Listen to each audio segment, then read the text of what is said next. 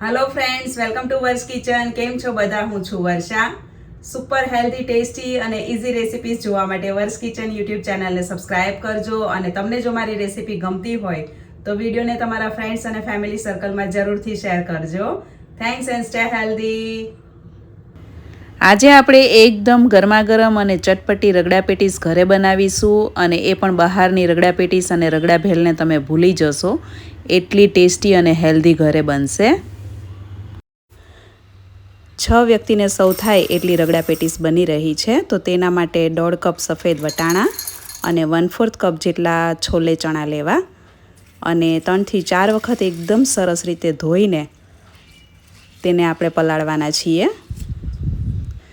મુંબઈના રગડામાં છોલે ચણા હોય જ છે અને સફેદ વટાણામાંથી જ રગડો બનાવવામાં આવે છે। તો હવે એક મોટા વાસણમાં વટાણા અને ચણાને એકદમ સારા એવા પ્રમાણમાં પાણી નાખીને ઉકળતા પાણીમાં પલાળવાના છે। આ રીતે બધા જ વટાણા અને ચણા ઉપર આવી જાય પાણીમાં એટલું પાણીને ઉકાળવાનું છે। હવે ગેસની ફ્લેમ બંધ કરી દઈશું અને તેને 6 થી 7 કલાક માટે પલાળવા દઈશું। આ રીતે પલાળવાથી વટાણા એકદમ સરસ બટાટા જેવા બફાઈ જશે। મેં વટાણા સવારે જ પલાળી દીધા હતા, તો ટોટલ 7 કલાક પલાળવા દીધા છે અને 7 કલાક બાદ જોઈ શકો છો તમે વટાણા અને ચણામાં બધું પાણી શોષાઈ ગયું છે, એકદમ ઓછું પાણી બચ્યું છે। તો હવે તે પાણી આપણે ફેંકી દઈશું અને કુકરમાં આ વટાણા અને ચણાને લઈને તેમાં જરૂર પ્રમાણે ફરીથી નવું પાણી, 1/2 ટીસ્પૂન જેટલી હળદર અને સ્વાદ પ્રમાણે મીઠું નાખીને તેને બાફવા મૂકીશું અને 2 ચમચી જેટલું તેલ નાખવાનું છે। તેલને કારણે બફાતી વખતે પાણી બહાર નહીં આવે ઉભરાઈને અને 1/2 ટીસ્પૂન જેટલી સુગર એટલે કે ખાંડ નાખવી। આનાથી વટાણા અને ચણા એકદમ સરસ બટાટા જેવા બફાઈ જશે। તો 5 સીટી સુધી મીડિયમ ગેસની ફ્લેમ પર બાફવાનું છે। હવે 4 મોટી સાઇઝના બટાટાને હળદર મીઠું નાખીને બાફી લીધા છે મેં, તો તેને આ રીતે મેશ કરી લેશું અને મસાલામાં 1.5 ટીસ્પૂન જેટલું ધાણા જીરું, ચપટી હળદર, 1 ટીસ્પૂન જેટલો ચાટ મસાલો, આનાથી પેટીસનો સ્વાદ એકદમ ચટપટો આવશે। 1/2 ટીસ્પૂનથી થોડો ઓછો પાઉંભાજીનો ગરમ મસાલો, કોઈ પણ ગરમ મસાલો લઈ શકો તમે, સ્વાદ પ્રમાણે મીઠું, 1 ટીસ્પૂન જેટલી આદુ મરચાંની પેસ્ટ અને અડધા લીંબુનો રસ નાખવો। લીંબુનો રસ નાખવાથી પેટીસે એકદમ ચટપટી તૈયાર થશે અને ધોઈને કોરી કર્યા બાદ સમારેલી અડધો કપ જેટલી કોથમીર, 1 ટીસ્પૂન જેટલું શેકેલું જીરું પાવડર એટલે કે રોસ્ટેડ ક્યુમીન પાવડર નાખવું। એ મેઇન છે, એનાથી પેટીસનો સ્વાદ ખૂબ સરસ આવે છે। અને હવે પેટીસ એકદમ ક્રિસ્પી અને બ્રાઉન બને તેના માટે 3 મોટી સાઇઝની બ્રેડને મિક્સરમાં આ રીતે બ્રેડ ક્રમ્સ બનાવીને બટાટાના માવામાં મિક્સ કરી દેવું અને હળવા હાથે મિક્સ કરવાનું છે, જેથી માવો ચીકણો ન બને। હળવા હાથે અથવા તો ચમચા વડે મિક્સ કરશો એટલે માવો એકદમ સરસ ફરસો તૈયાર થશે અને તેમાં ચીકાશ નહીં આવે। તો હવે તેના મીડિયમ સાઇઝના આ રીતે ગોળા વાળીને થોડી ફ્લેટ ટિક્કી બનાવી લેવાની છે। આ રીતે આપણે બધી પેટીસ વાળીને તૈયાર કરીશું અને આ પેટીસ તમે સવારથી બનાવીને પણ રાખી શકો છો। 6 પ્લેટ રગડા પેટીસ બને એટલી ટિક્કી તૈયાર થશે। 4 મોટી સાઇઝના બટેટા છે અને 3 થી 4 બ્રેડનો મેં બ્રેડ ક્રમ્સ નાખ્યા છે। નાની બ્રેડ હોય તો 4 લેવી અને મોટી બ્રેડ હોય તો 3 લેવી અને બટાટાને વરાળે બાફવા, જેથી તેમાં પાણીનો ભાગ ઓછો હોય તો ટિક્કી એકદમ ફરસી બને। તો એકદમ મસ્ત ટિક્કી વળાઈને તૈયાર છે અને સાથે છોલે વટાણા પણ એકદમ સરસ રીતે બફાઈ ગયા છે। જોઈ શકો છો રગડો એકદમ પરફેક્ટ તૈયાર થયો છે, તેનું ટેક્સચર પણ એકદમ પરફેક્ટ આવ્યું છે। અને જો તમારે રગડો મોડો સર્વ કરવાનો હોય તો અત્યારે આ સમયે આમાં 1 થી 1.5 ગ્લાસ જેટલું પાણી મિક્સ કરી દેવું।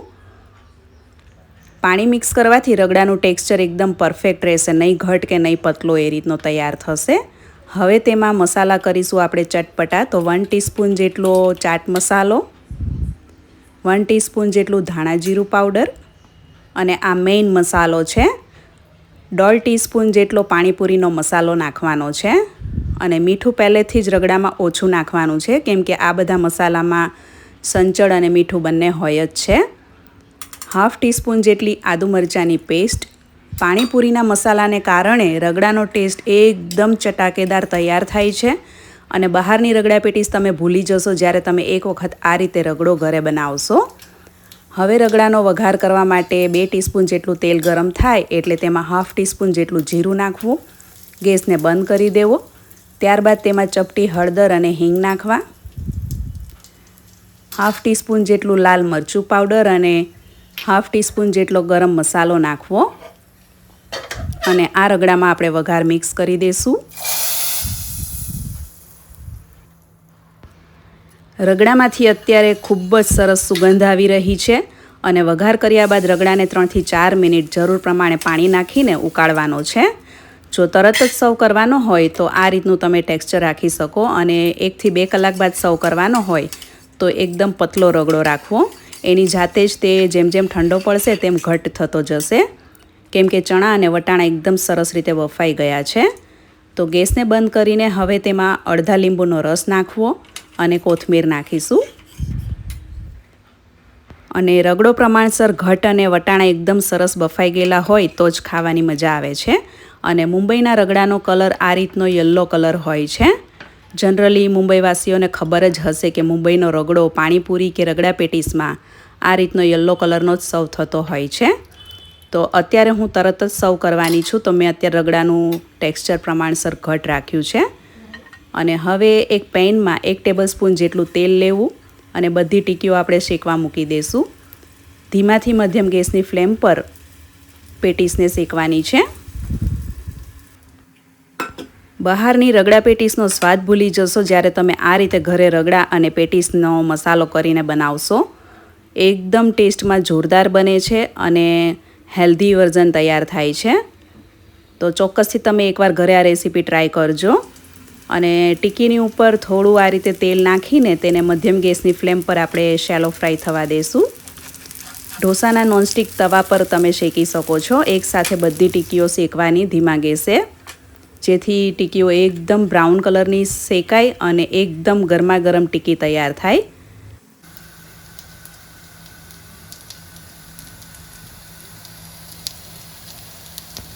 દસ મિનિટ જેટલો ટોટલ સમય લાગે છે ટિક્કીને શેકાતા અને શેકાઈ ગયા બાદ તમે ધીમા ગેસની ફ્લેમ પર રહેવા દેશો તવાને તો સર્વિંગ ટાઈમે પણ ટિક્કી એકદમ ગરમ જ રહેશે. અને જોઈ શકો છો તમે બંને બાજુથી કેટલો સરસ બ્રાઉન ક્રિસ્પી ટેક્સચર આવી ગયું છે આ બ્રેડને કારણે. જો તમે બ્રેડ ન યુઝ કરતા હો તો તમે પૌવાનો પાવડર કરીને પણ નાખી શકો બટેટાના માવામાં.